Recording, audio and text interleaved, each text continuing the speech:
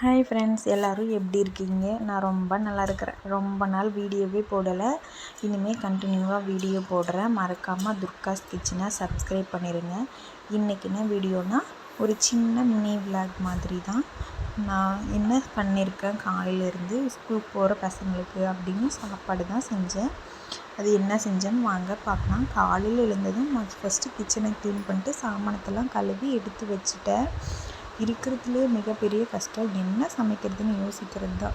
அதை யோசிக்கிறதுக்குள்ளே 7 மணி ஆகிடும். எப்படியோ அடித்து பிடிச்சி ஒரு வழியாக யோசிச்சிட்டேன்.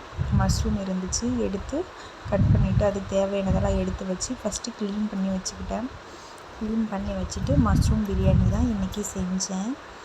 வாங்க எப்படி செய்கிறதுன்னு பார்க்கலாம். சும்மா லைட்டாக தான் காட்டியிருப்பேன், ஏன்னா ஏற்கனவே என்னோடய சேனலில் அப்லோட் பண்ணியிருக்கேன். வேணும்னா போய் பாருங்கள்.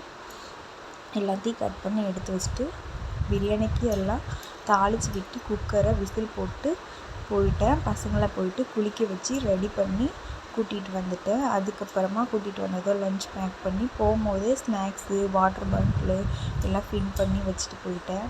அதுக்கப்புறமா வந்தது குக்கர் விசில் வந்துட்டுருந்துச்சி. சாப்பாடு எடுத்து பேக் பண்ணி வச்சுட்டு எப்பா சாமி, எல்லா வேலையும் கூட டக்கு டக்குன்னு செஞ்சிடலாங்க. இந்த பசங்களுக்கு சாப்பாடு ஊட்டுற ஒரு வேலை இருக்குது பாருங்கள்.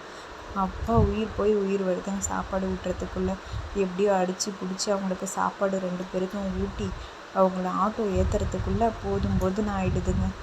உங்கள் வீட்லேயும் இப்படி தானா? மறக்காமல் எனக்கு ஒரு கமெண்ட் பண்ணுங்கள். துர்காஸ் கிச்சனை சப்ஸ்கிரைப் பண்ணுங்கள். இன்னொரு வீடியோவில் பார்க்கலாம். ஓகே, பாய்.